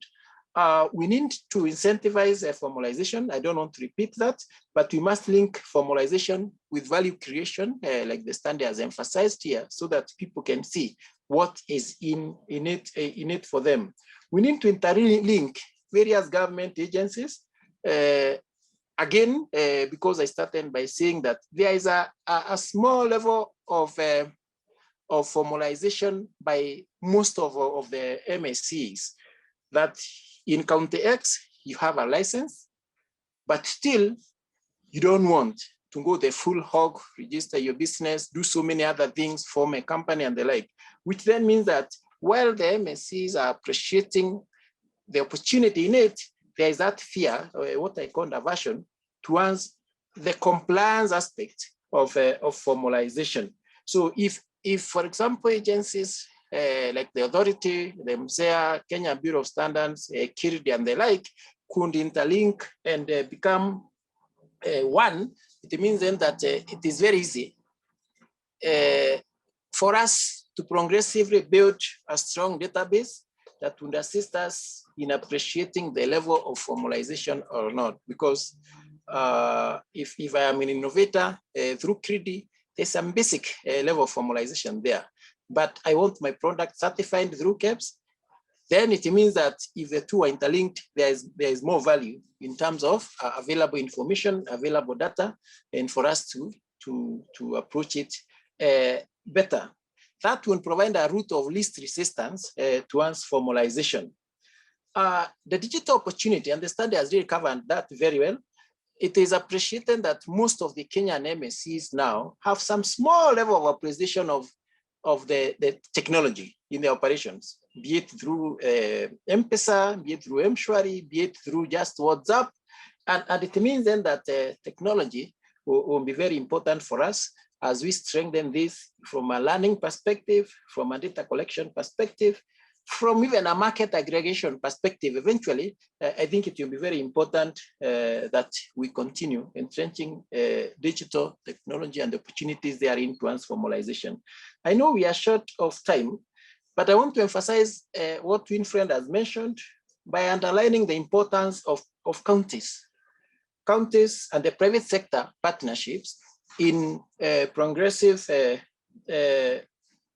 formalization of MSEs, because the MSEs would trust more Winfred from County X than they would trust our chief guest when he talks about formalization, because there is that direct connection in terms of benefits and the incentives. And I think that people like the standards expounded on this, they need to see the opportunities. The government is investing a lot in infrastructure, common manufacturing facilities and the like. And this is a very good case study of what government interventions can do towards promoting or incentivizing formalization. Because those common user manufacturing facilities, the cottage level manufacturing that Ambassador Kaberia, the PS, has really emphasized on, will be better served through more organized, more formal structures than people operating as individuals. And the policy imperative of that, of course, cannot be understated. So allow me, Anzetse, in the interest of time, to not proceed beyond that, but the important take home here is one, MSEs are not necessarily averse to formalization, but they are really looking for the opportunities. And there's a capacity issue also that is there. And two, from the experience in COVID-19, there's a strong case then for using these associations as the least resistance route towards the formalization of the small entrepreneurs, especially the micro ones. And three, linkage with the counties and the private sector, would really be important and strategic for us in trying to create channels to the market that would incentivize registration and formalization. The office of the registrar in the authority then will be the key beneficiary there, but the private sector in particular will be very important because we don't want to approach it from a compliance perspective, but from a growth perspective. Thank you. So now I'd like to welcome the third respondent, Richard Muteti. He is the Chief Executive Officer of the Kenya National Federation of Juakali Associations. He's also the Regional Project Manager for the East African Community on Juakali exhibitions, and he's also the Chair of the Commercial Business Council, the SMEs Working Group. He's very much in the heart of the micro small enterprise sector. So welcome, Richard. Please do make your comments. Please do keep them to 5 minutes. Welcome, Richard. Thank you very much, Madam Anzetse. Honorable David Osiany, Ambassador Kirimi, and Mutahi, all protocols observed. It's a great pleasure for me to be here and listening, of course, to very insightful thoughts in this value chain of developing small businesses. I just want to make some observation and respond quickly on a few points this way. This report, to me, it gives us a different dimension, looks at things slightly deeper, and makes us thinking even more. Me, as the CEO of the National Federation of Juakali Associations, and for those of you who doesn't know the federation, it was formed by the government in assistance by the Harvard Foundation in 1992 to assist in collecting and clustering the skilled artisans in the country. In 1992, there were around 330. Now there are more than 2,000 across the country. And listening to some points that came, we are talking about, the report is talking about licenses, it's talking about taxes. It gives us, some of us, thinking that when we talk about license, and I like the representative from the governor's office, who talked about the importance of going down to really interact with these MSMEs. The issue of licenses makes us thinking and ask us if we would like to go deeper and have these conversations deeper with counties. For example, if it's better, because most of my members really have put recommendations for the importance of a block license as opposed to individual licensing in where they are clustered together. So those are points that maybe from this can be explored further. We are talking about taxes. The Federation is currently engaging with KRA and some counties in terms of tax issues around taxes. The report is talking about work sites. I'm very excited on that space alone because MSEs are very resilient. Just give them somewhere to work and the rest will follow. In my regional capacity, perhaps we can borrow from our neighboring countries, some of them, on how they're approaching this issue. You know that the MSMEs are bulging, especially with the current COVID-19 dynamics. A lot of people have lost their jobs, so they're joining the informal economic sector. So these clusters are bulging, and that's why you are seeing even most of them operating on trenches, on backside, on streets, parking areas. Perhaps one of the challenges that we can look at is then how do we access work sites to these very key members of the society? I want to thank the previous speaker, Henry Rithaa. We are working very closely across the country and we are addressing issues on access to work sites. That to me, and some of these work sites and majority of them are owned by counties. Some of them are owned by national government, like the ones that were adopted by MSEA authority, while other work sites are owned by individual associations. Perhaps we need to find ways of seeing from this report what further can we do and how can we approach it to access even more work sites to these people. We are talking about market access. To me, after reading this, I would also want to deep dive in it and request our county governments and national government to have measurable opportunities for the MSCs to do business with them, with the governments. Okay, there have been some talks, there have been some efforts. If we can deep dive on it and explore ways that this can be measured. And I want to thank the national government because currently my sector has been a beneficiary of some interventions. You also the school desks. My members are currently participating in the production of masks. We are supplying to KEMSA. It's changing. It's changing lives. The issue of market, we cannot, as long whatever we do, if we don't access, then how they access market for their products and services is going to be challenges. We are also looking at skills for these people. What can we do? How can we help? And it's a pity that the study was done before the government launched this recognition of prior learning that the sector is so excited about, that is going to be launched by the government this month, where our skilled artisans are going to be certified without necessarily being asked where they went to school. Access to finance and credit, a lot of people have talked about it. I can tell you here as a fact that access to credit and affordable finance is one of the biggest elephant in the room. You know, the MSMEs are so resilient and so practical. They are waiting for those credit guarantee schemes. They are waiting for those funds, national funds that are being crafted. They're waiting for all of those, but they have to survive today. They have to pay their bills today and yesterday. So the biggest access to credit to these guys, the biggest beneficiaries are Shylocks right now. The biggest beneficiaries are the SACCOs and chamas. We need to start putting closure on a national approach from a frontal perspective on how we address conclusively access to affordable credit to these guys. Of course, we cannot ignore the fact of the current change of the lives that have been necessitated by COVID-19. So when we talk about policies and changing policies and addressing policies, it has to be around also crowded together with the current reality then of how we again access this market and so on with these safety issues, dwindling financial capacities for these guys. We have talked about electricity in the I think I mentioned somewhere, and Anzetse, to us this is key, and to address productivity is serious.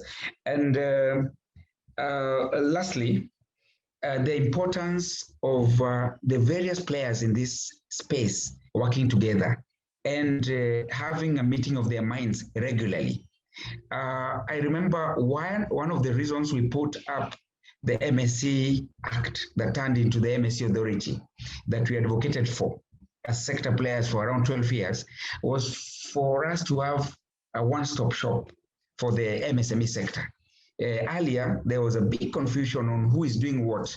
Actually, that time there were around 8 ministries, each having a bit of it. We are currently seeing the resurgence again of that, of various small interventions that are not very well coordinated, but all focusing on the same Wanjiko, for lack of a better word, or the informal economic sector.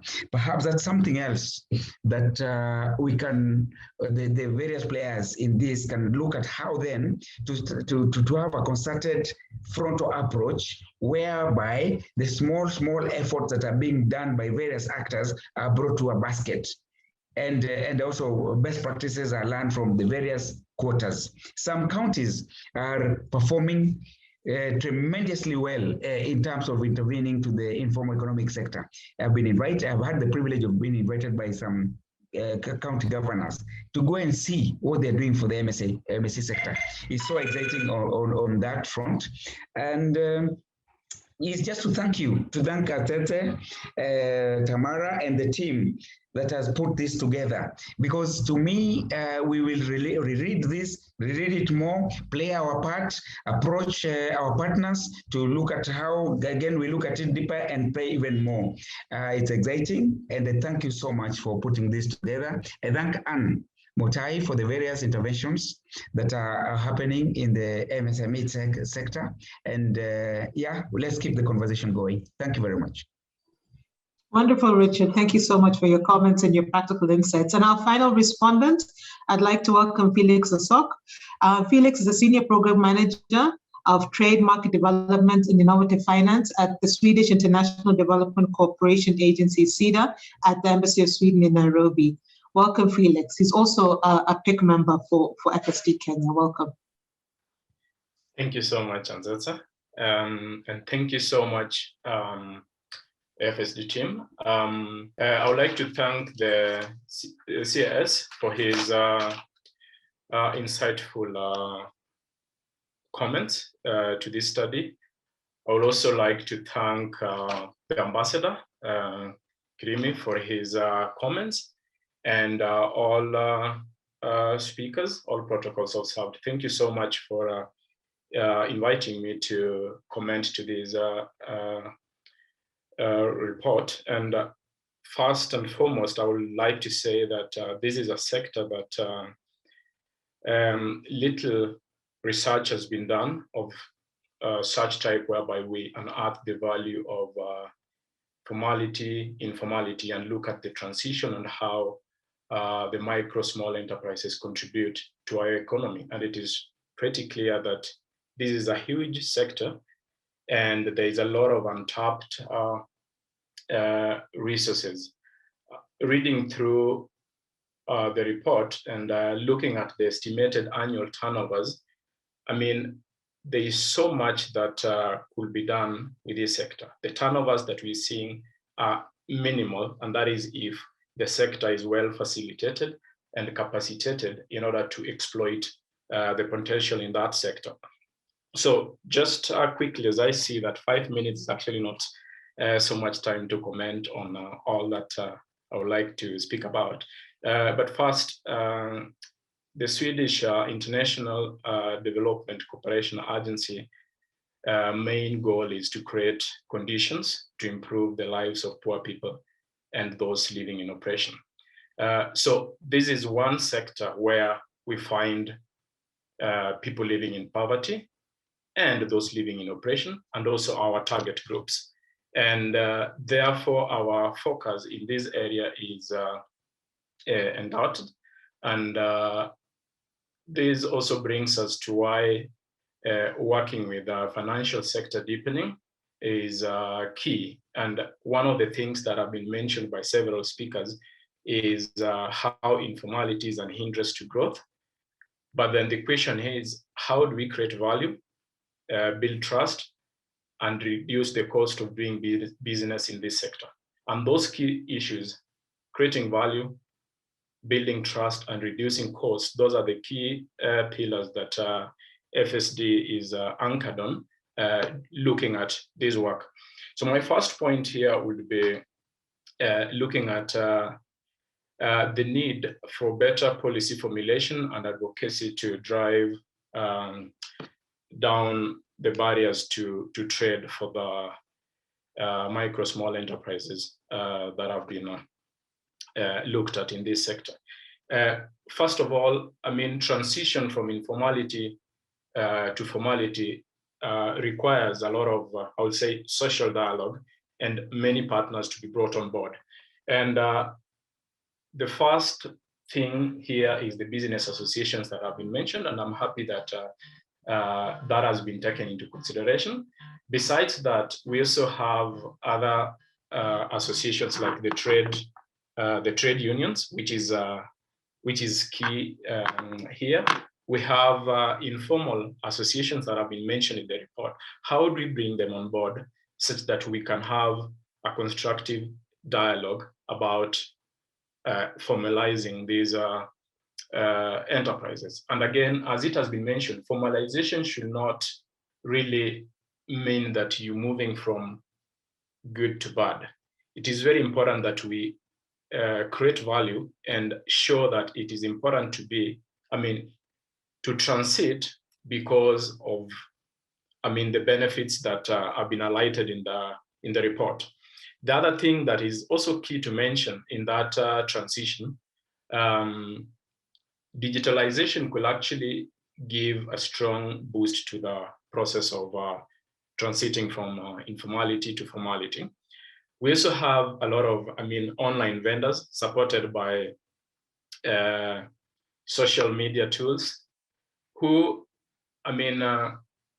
speaking practically, they shouldn't be subjected to the same charges, fees, like, for example, micro and small enterprises that have physical presence in markets and so on.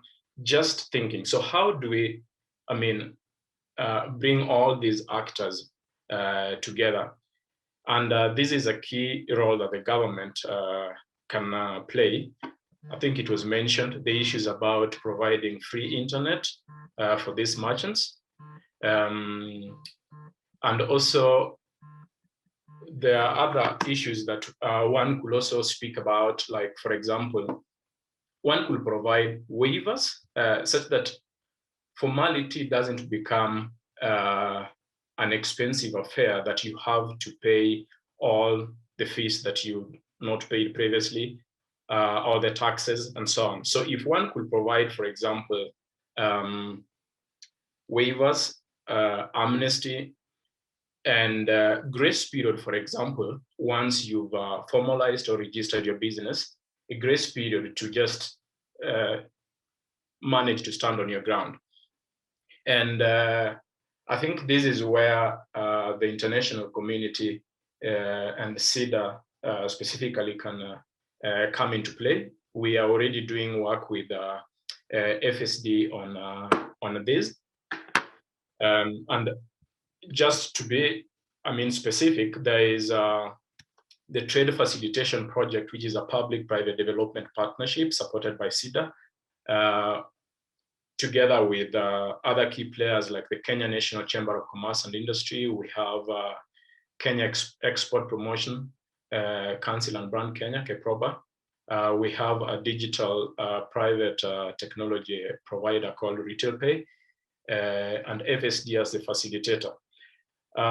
How are we actually enabling a trading environment for these micro, small enterprises?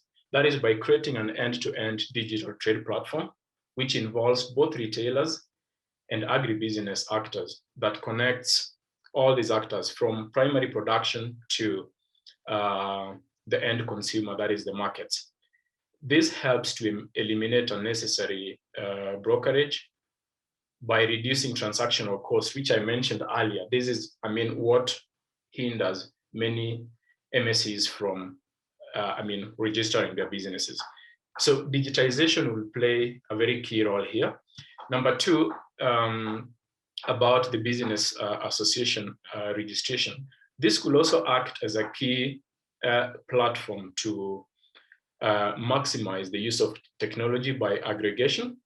You could aggregate member demands and supplies within these association platforms. And this will also reduce cost of doing business. Somebody mentioned a block license, which I also find to be very innovative. And just like the ambassador mentioned as well earlier, that informality is the first stage of innovation. And in this sector, I think there is no, an answer to everything, but it demands creativity. It demands speaking with the MSEs, hear them out, and finding solutions that are more amicable to them. So something like the block license, I think that could easily happen, especially when you have the business associations on board. They know their members very well. They have the trust that is already developed. When it comes to issues like how do you access quality supply in time, making payments, you need a credit facility and so on. I think a digitized end-to-end technology platform that involves all these actors could make it easier for such type of business transactions. Number 3 would be digitization of business to government payments, which again, I believe that will reduce graft and seal revenue leakages, issues that have been mentioned in the report. For example, when you are an MSE and you make a payment for a market license, yes, you will want to get a receipt also for your records. And if you don't get that, you might actually end up paying double if somebody else whom you do not paid to appears tomorrow and asks you for your license and you don't have any documentation for the same.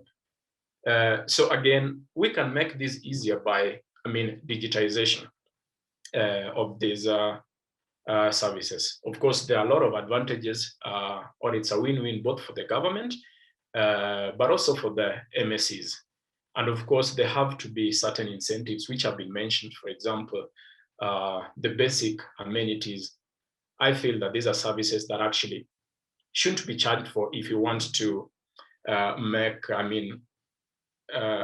the MSEs to reap the best out of their different engagements. And these are some services that the government can provide. Of course, we are very much willing to chip in such areas. I know at the end of the report, there is a section that is talking about the role that development partners can play. And some of them I've already mentioned during my speech. Skills development, that is a key area. Digitization, we are already doing that.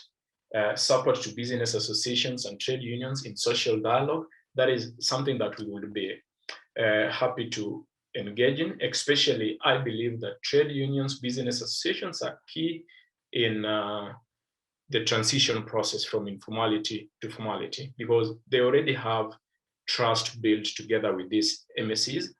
Like they mentioned, they have a way of talking to the government officials or the county officials, and let us then capitalize on this trust that has already been built to build more trust now with the government. Yes, it is good to encourage businesses to accept digital payments. And again, this is one way that they could access finance, which is one of the key barriers to more growth in this sector. And I think digitization, again, will be one enabler in the sector. You can see Anzetse it's already on the screen. I think my time is out. But yes, we are in this sector, and we are willing to collaborate together with all the players and the stakeholders to find a way of drawing enough value, making the MSEs also create enough growth and exploit their potential fully. Thank you. Thank you very much, Felix, for your comments, particularly as a development partner. I think that's why we really wanted your voice in this. So with that, we will be coming to the conclusion of this webinar. I'd like to thank you all for attending, particularly the honorable speakers that have spoken, as well as the respondents that have given us some very practical insights that we will be working on going forward. So I'd just like now to welcome Fred Nzioki to make the closing remarks. Sadly, we will not be able to answer the questions because we have run over time, but we do hope we'll be able to attend to those going forward. So I'd just like to welcome Fred to make the closing remarks. He is an MSE consultant with 25 years of experience in the private and public sector, particularly in strategy, sales and marketing, and trade regulation at the Nairobi City Council. So welcome, Fred. Please do make the closing remarks. Thank you. Well, thank you, Anzetse, for the wonderful steering of the whole meeting today. I would just like to begin by quickly acknowledging the CAS for the wonderful remarks that he made today. I would also like to thank the PS, Ambassador Kaberia, for the wonderful remarks as well. And Madam Ann Mutahi, actually you're the originator of all this, and very well coordination and also articulation of the points that we need to address. The FSD team, you've done a wonderful job. You've been wonderful in all this, together with the 71.4 and GMAURIC teams that were conducting this, this exercise. Overall, we've seen some very rich and insightful research that has been conducted. And we've seen and heard very empowering and encouraging and excellent comments that have come out today. This has been a very good session. I would just like to quickly recap some of the points that have come out, and I would try to make this in 5 minutes or less. I would like to just say that value has come out as a central point of all conversations on the issue of formalization and informalization. So value is something that we need to ask ourselves as government. How are we creating value for MSEs in the endeavor for them to formalize? We've seen the huge diversity of MSEs requiring various forms of support. And we've heard from the county government of the need to give a deep dive and generate a database that can be able to inform the kind of decisions and the kind of policy interventions that are required. And then we've seen that informality is not a spectrum, it's not a continuum, it's not something that happens in a continuum. It is about the value. It's actually what creates value, which informs the MSE when to be formal and when to be informal. And because we know the government actually is very keen on formalizing, because that's the only way you can be able to grow your economy. Let us ask ourselves as government, what kind of value interceptions do we need to have with these micro and small enterprises? There have been some very insightful and very encouraging comments from the CAS who underscored the importance of micro and small enterprises. And he mentioned some of the initiatives like Buy Kenya, Build Kenya, KEOP, Credit Guarantee Fund, ease of doing business, very remarkable improvements that we've seen. So I would like to thank him profusely for that. And of course, he promised about the implementation of the findings of this report and the incentives that have been put in place for formalizations, skills development, widening access of markets, finance support, infrastructure development, enhancement of the coordination effort, and the conducive environment that we are creating for micro and small enterprises.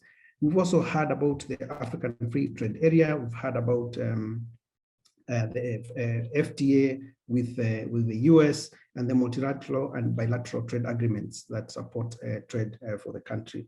This is all initiatives that are aimed at growing our capacity and also will help our MSEs a lot. So once again, we thank you for the ministry's full commitment to the development of the country and of course the execution of this report. From Ambassador, we heard about the county, about the informality is a first stage of innovation, a very insightful comment as well. So we must find a way of creating a way for people to transit from informal to formal. So that we should not condemn informalization because it is actually it's an innovative way of survival for micro and small enterprises. The multi-agency unit of the government is trying to ensure that regulations are implemented. That is a very big plus, and I'm sure the county government is listening to that. That's like music to their ears because they've been looking for that to try and implement some of the initiatives of formalization. We also need to create a direct linkage and forecast of resources, deep dive to come up with tangible and must-dos, so that we can, because we know we don't have all, we are not limitless in terms of resources. So we need to pick out what kind of things do we need to implement fast and move quickly. We also heard from the county government, Winfred Gathagu representing the High Excellency, the governor, and the county is very appreciative of the difficult environment that the businesses are also facing. So much as, yes, the score may not have been very good, it's condemning the county a little bit in terms of the value creation. There is something that has come out very positive about the county relationship because the county seems to be the closest in terms of government to the micro and small enterprises. And so that is something that the county needs to latch on and to implement the initiatives. We heard about the common user facilities that the county is coming up with. We've heard about the market linkages with Kiproba, the efforts to assist micro and small enterprises to formalize, and the gap that they're facing, which is about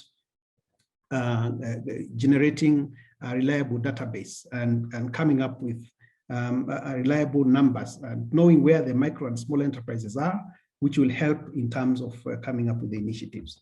Henry Rithaa, with the heart of the experiences of MSEs, the opportunities that are there, the dimensions of formalization. And we heard about that we should approach formalization from a supportive perspective as opposed to forced down compliance. That's a very insightful comment, and that's actually can work very well. It's a way. And then we also heard about the associations, the importance of associations. So the strategy of using the associations is something that can work very well. Thank you, Mr. Muteti, for Kenya National Federation of Locally Associations, about the resilience. Yes, we know MSEs are very resilient, and my goodness, about bulging sectors, work sites are all that we need. We need work sites. So market access, we request the government to have measurable opportunities that we can be able to have businesses with Kenya National, with the micro and small enterprises. Yes, we've seen your delivery of school desks, we've seen the masks, we've seen your supplies to KEMSA, and the market that we are giving to your micro and small enterprises. So yeah, those initiatives are going on. Certification without going to school, it's a very important initiative. I know the county is involved in trying to come up with common user facilities, and one of the areas which came in that study was about certification without going to school, because there are very many experienced craftsmen who've not gone to school, but who can be able to be certified. Felix Osok from SIDA about unearthing the value of formality, building trust, creating value, and reducing costs of doing business. So we need for better policy formulation, digitization. Formalization is not moving from bad to good, but it's about the transition and seeing the value in the transition. Trade facilitation arrangements, creatively finding solutions, and the digitization of government services. I may not have captured everything, but I hope I've captured each and every of the just the key elements, just because I'm aware of the time. That is the limit that we have of time. So I will end there and hand over back to Anzetse to finish up the meeting. Thank you very much, Anzetse. Thank you. I think we're all done. And yeah, we'd just like to conclude by saying thank you all for staying over time. I think you stayed well over half hour over time. So for those who are still on the call, we do appreciate your diligence and attendance.